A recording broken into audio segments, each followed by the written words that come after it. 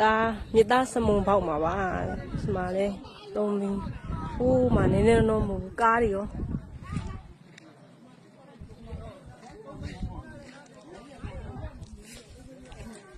မကြည့်အောင်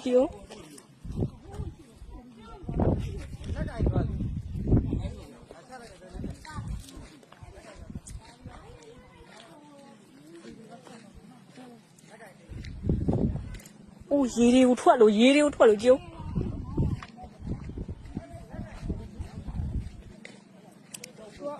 က်ထဲမှာရေကြီးထားတဲ့အချိန်နဲ့